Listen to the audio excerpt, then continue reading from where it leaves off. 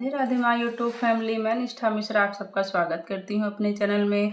आज मैं आपको हरतालिका व्रत तीज की कथा सुनाने जा रही हूँ। सब लोग ध्यानपूर्वक सुनिए और चैनल में अगर आप नए हैं तो मेरे चैनल को सब्सक्राइब कीजिए, लाइक कीजिए और ज़्यादा से ज़्यादा शेयर कीजिए। बेल आइकन दबाना ना भूलें ताकि हर एक नोटिफिकेशन आप तक पहुँचे। बोलिए शिव पार्वती जी की जय, गौरी के लाला गणपति महाराज की जय। पूजन करने के बाद कथा अवश्य सुननी चाहिए। सूत जी कहते हैं, मंदार की माला से जिन पार्वती जी का केश पास अलंकृत है और मुंडों की माला से जिन शिव जी की जटा अलंकृत है, जो पार्वती जी दिव्य वस्त्र धारण की हैं और जो शिव जी दिगंबर हैं, ऐसे श्री पार्वती जी तथा श्री शिव जी को प्रणाम करता हूँ। रमणीक कैलाश पर्वत के शिखर पर बैठी हुई श्री पार्वती जी कहती हैं, हे प्रभु, हमें कोई गुप्त व्रत या पूजन बताइए जो सब धर्मों से सरल हो, जिसमें परिश्रम भी कम करना पड़े लेकिन फल अधिक मिले। हे नाथ, यदि आप मुझ पर प्रसन्न हो तो यह विधान बताइए। हे प्रभु, किस तप, व्रत या दान से आदि मध्य और अंत रहित आप जैसे महाप्रभु हमको प्राप्त हुए हैं। शिव जी बोले, हे देवी सुनो, मैं तुमको एक व्रत जो मेरा सर्वस्व और छिपाने योग्य है, लेकिन तुम्हारे प्रेम के वशीभूत होकर मैं तुम्हें बतलाता हूँ। शिव जी ने कहा, भारतवर्ष में जैसे नक्षत्रों में चंद्रमा, ग्रहों में सूर्य, वर्णों में ब्राह्मण, देवताओं में विष्णु भगवान, नदियों में गंगा, पुराणों में महाभारत, वेदों में सामवेद और इंद्रियों में मन श्रेष्ठ है। सब पुराणों और वेदों का सर्वस्व जिस तरह कहा गया है, मैं तुम्हें एक प्राचीन व्रत बतलाता हूँ। एकाग्र मन से सुनो। प्रयासी हो जिस व्रत के प्रभाव से तुमने मेरा आधा आसन प्राप्त किया है, वह मैं तुमको बतलाऊंगा, क्योंकि तुम मेरी प्रयासी हो। भाद्रव मास में हस्त नक्षत्र से युक्त शुक्ल पक्ष की तृतीया तिथि को उसका अनुष्ठान मात्र करने से स्त्रियां सब पापों से मुक्त हो जाती हैं। हे देवी, तुमने आज से बहुत दिनों पहले हिमालय पर्वत पर इस व्रत को किया था। यह वृत्तांत मैं तुमसे कहूँगा। पार्वती जी ने पूछा, हे नाथ, मैंने क्यों यह व्रत किया था, यह सब आपके मुख से सुनना चाहती हूँ। उत्तर की ओर एक बड़ा रमणीक और पर्वतों में श्रेष्ठ हिमावन नामक पर्वत है। उसके आसपास तरह तरह की भूमियां हैं, तरह तरह के वृक्ष उस पर लगे हुए हैं, नाना प्रकार के पंछी और अनेक प्रकार के पशु उस पर निवास करते हैं। वहां पहुंचकर गंधर्वों के साथ बहुत से देवता, सिद्ध, चारण, पक्षीगण सर्वदा प्रसन्न मन से विचरते हैं। वहां पहुंचकर गंधर्व गाते हैं, अप्सराएं नाचती हैं। उस पर्वतराज के कितने विचरते हैं। वहां पहुंचकर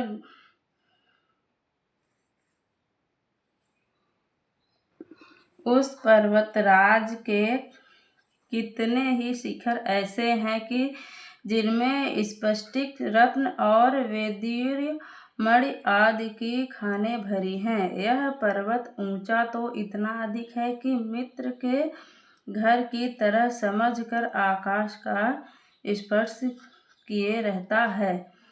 उसके समस्त शिखर सदैव हिम बर्फ से आच्छादित रहते हैं और गंगा जल की ध्वनि सदा सुनाई देती रहती है। हे पार्वती, तुमने बाल्यकाल में उसी पर्वत पर तपस्या की थी। 12 वर्षों तक तुम उल्टी टांग कर केवल धुआं पीकर रही। 64 वर्ष तक सूखे पत्ते खाकर रही। माघ मास में तुम जल में बैठी रहती और बैसाख की दोपहरिया में पंचांगिनी तापती थी। श्रावण महीने में जल बरसता तो तुम भूखी प्यासी रहकर मैदान में बैठी रहती थी। तुम्हारे पिता इस तरह के कष्ट सहन को देखकर बड़े दुखी हुए। वे चिंता में पड़ गए कि मैं अपनी कन्या किसको दूं। उसी समय नारद जी वहां आ पहुँचे। मुनि श्रेष्ठ नारद जी उस समय तुम्हें देखने गए थे। नारद जी को देखकर गिरि ने अर्घ्यपाद्य आसन आदि देकर उनकी पूजा की और कहा, हे स्वामी, आप किस लिए आए हैं? मेरा अहो भाग्य है, आपका आगमन मेरे लिए अच्छा है। नारद जी ने कहा, हे पर्वतराज सुनो, मैं भगवान विष्णु का भेजा हुआ आपके पास आया हूँ। आपको चाहिए कि यह योग्य कन्या रत्न किसी योग्य वर को दें। भगवान विष्णु के समान योग्य वर ब्रह्मा, इंद्र और शिव इनमें से कोई नहीं है। इसीलिए मैं यही कहूँगा कि आप अपनी कन्या भगवान विष्णु को ही देवें। हिमवान ने कहा, भगवान विष्णु स्वयं मेरी कन्या ले रहे हैं और आप यह संदेश लेकर आए हैं तो मैं उन्हें अपनी कन्या दूंगा। हिमवान की इतनी बात सुनकर मुनिराज नारद आकाश में विलीन हो गए। वे पीतांबर, शंख, चक्र और गदाधारी भगवान विष्णु के पास पहुँचे। वहाँ हाथ जोड़कर नारद जी ने भगवान विष्णु से कहा, हे देव सुनिए, मैंने आपका विवाह पक्का कर दिया। उधर हिमवान ने पार्वती जी के पास जाकर कहा कि हे पुत्री, मैंने तुम्हें भगवान विष्णु को दे डाला। तब पिताजी की बात सुनकर तुम बिना उत्तर दिए ही अपनी सखी के घर चली गई। वहीं जमीन पर गिर कर तुम बड़ी दुखी होती हुई विलाप करने लगी। तुमको इस प्रकार विलाप करती हुई देखकर सखी बोली, तुम क्यों इतनी दुखी हो? इसका कारण बताओ। तुम्हारी जो कुछ इच्छा होगी मैं यथाशक्ति तो उसको पूरा करने की चेष्टा करूंगी, इसमें से कोई संशय नहीं है। पार्वती जी बोली, मेरी जो कुछ अभिलाषा है उसे तुम प्रेम पूर्वक सुनो। मैं एकमात्र शिव जी को अपना पति बनाना चाहती हूँ, इसमें कुछ भी संशय नहीं है। मेरे इस विचार को पिताजी ने ठुकरा दिया है, इससे मैं अपने शरीर को त्याग दूंगी। पार्वती की इस बात को सुनकर सखियों ने कहा कि शरीर का त्याग ना करो, चलो किसी ऐसे वन को चले जहाँ पिता को पता ना लगे। ऐसी सलाह कर तुम वैसे वन में जा पहुंची। उधर तुम्हारे पिता घर घर तुम्हें खोजने लगे। दूतों द्वारा भी खबर लेने लगे कि कौन देवता या किन्नर मेरी पुत्री को हर ले गया है। उन्होंने मन ही मन कहा, मैं नारद जी के आगे प्रतिज्ञा कर चुका हूँ कि अपनी पुत्री भगवान विष्णु को दूंगा। ऐसा सोचते सोचते हिमवान मूर्छित हो गए। गिरिराज को मूर्छित देखकर सब लोग हाहाकार करते दौड़ पड़े। जब होश हुआ तो सब पूछने लगे कि गिरिराज, आप अपनी मूर्छा का कारण बताइए। हिमवान ने कहा, आप लोग मेरे दुख का कारण सुने। ना मालूम मेरी कन्या को हर ले गया है। ऐसा नहीं हुआ तो उसे किसी काले सांप ने काट लिया या सिंह खा गए होंगे। हाय हाय, मेरी बेटी कहाँ गई? किसी दुष्ट ने मेरी पुत्री को मार डाला। ऐसा कह वे वायु के झोंके से कांपते हुए वृक्ष के समान कांपने लगे। इसके बाद हिमवान तुम्हें वन वन खोजने लगे। वह वन भी सिंह, भालू, सिंह हिंसक जंतुओं से बड़ा भयानक हो रहा था। तुम भी अपनी सखियों के साथ उस भयानक वन में चलती चलती एक ऐसी जगह में जा पहुंची जहां एक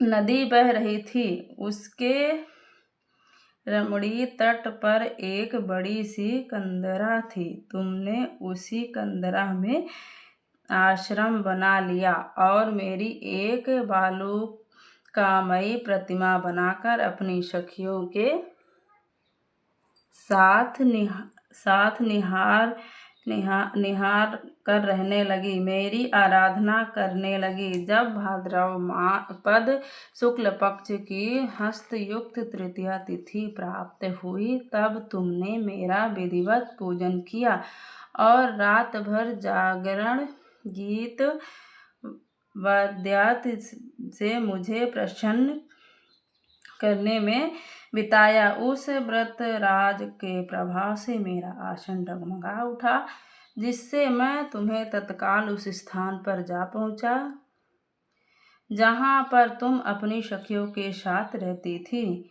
वहां पहुंच कर मैंने तुमसे कहा कि मैं तुम पर प्रसन्न हूँ। बोलो, क्या चाहती हो? तुमने कहा, मेरे देवता, यदि आप मेरे ऊपर प्रसन्न हैं तो मेरे पति बने। मैंने तथास्तु कहकर कैलाश पर्वत पर वापस आने पर तुमने वह प्रतिमा नदी में प्रवाहित कर दी और सखियों के साथ उस महाव्रत का पारण किया। हिमवान भी तब तक उस वन में तुम्हें खोजते हुए आ पहुँचे। चारों दिशाओं में तुम्हारी खोज करते करते वे व्याकुल हो चुके थे, इसीलिए तुम्हारे आश्रम के समीप पहुँचते ही गिर पड़े। थोड़ी देर बाद उन्होंने नदी के तट पर 2 कन्याओं को सोते हुए देखा। देखते ही उन्होंने तुम्हें सीने से लगा लिया और बिलख बिलख कर रोने लगे। फिर पूछा, पुत्री, तुम सिंह, व्याघ्र आदि जंतुओं से भरे इस वन में क्यों आ पहुंची? पार्वती जी ने उत्तर दिया, हे पिताजी, मैंने पहले ही अपने आप को शिव जी के हाथों में सौंप दिया था। आपने मेरी बात टाल दी थी, इससे मैं यहाँ चली आई। हिमवान ने सांत्वना दी कि हे पुत्री, मैं तुम्हारी इच्छा के विरुद्ध कुछ नहीं करूँगा। वे तुम्हें अपने साथ ले घर आए और मेरे साथ तुम्हारा विवाह कर दिया। इसी में तुमने मेरा अर्धासन पाया। तब से आज तक किसी के सामने मुझे यह व्रत प्रकट करने का अवसर नहीं प्राप्त हुआ। हे देवी, मैं यह बताता हूँ कि इस व्रत का हरितालिका नाम क्यों पड़ा है। तुमको सखियाँ हर ले गई थी, इससे हरितालिका नाम पड़ा। पार्वती जी ने कहा, हे प्रभु, आपने नाम तो बताया, अब इसकी विधि भी बताएं।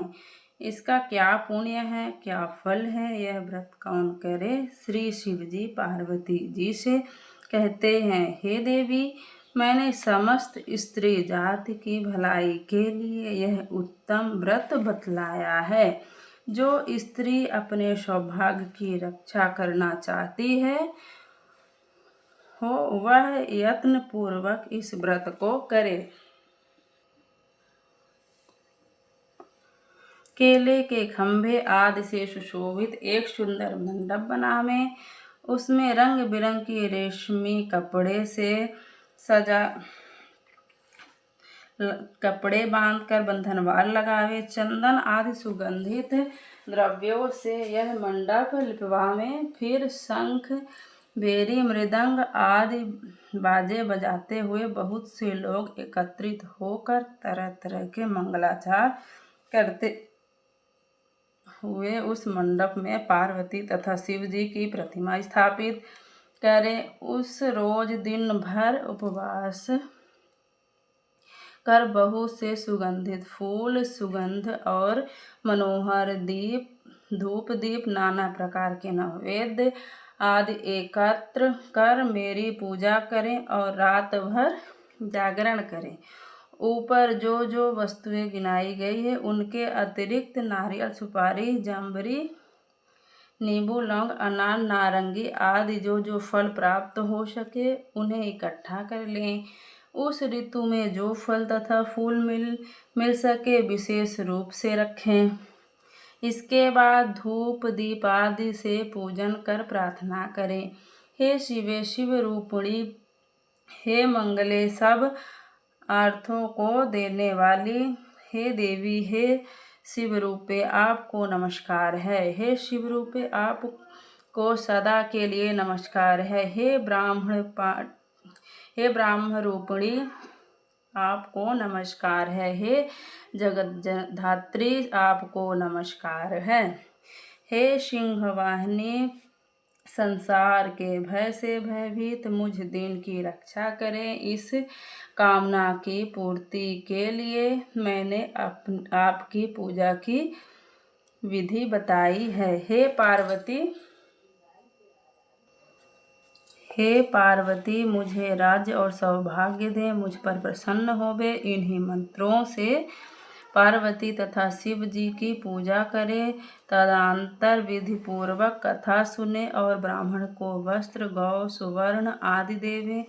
इस तरह एकचित होकर स्त्री पुरुष दोनों एक साथ पूजन करें। फिर वस्त्र आदि जो कुछ हो सके संकल्प करें। हे देवी, जो स्त्री इस प्रकार पूजन करती है वह सब पापों से मुक्त हो जाती है और उसे 7 जन्म तक सुख तथा सौभाग्य प्राप्त होता है।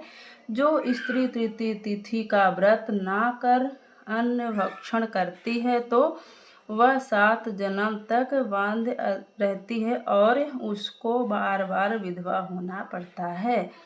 वह सदा दरिद्र, पुत्र शोक से शोकाकुल स्वभाव की, झगड़ालू, सदा दुख भोगने वाली होती है और उपवास ना करने वाली स्त्री अंत में घोर नरक में जाती है। मांसाहार करने से वाघिन, दही खाने से बिल्ली, मिठाई खाने से चींटी और कुछ भी खाने से मक्खी होती है। तीज को अन्न खाने से सुकरी, फल खाने से बंदैया, पानी पीने से जोंक, दूध पीने से सांपनी और उस रोज सोने से अजगरी और पति को धोखा देने से मुर्गी होती है। इसलिए सभी स्त्रियां व्रत अवश्य करें। दूसरे दिन सुवर्ण, चांदी, तांबा अथवा बांस के पात्र पर अन्न भरकर ब्राह्मण को दान दें और पारण करें। जो स्त्री इस प्रकार व्रत करती है वह मेरे समान पति पाती है और जब वह मरने लगती है तो तुम्हारे समान उसका रूप हो जाता है। उसे सब प्रकार के सांसारिक भोग और संयुज मुक्त मिल जाती है।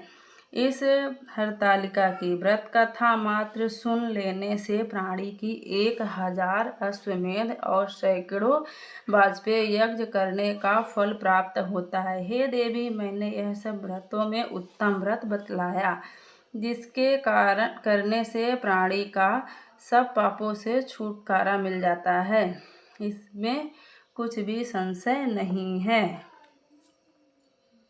इस तरह की हरतालिका तीज व्रत की कथा थी। आप सब लोग बताइएगा मेरी कथा आप सबको कैसी लगी। हरतालिका तीज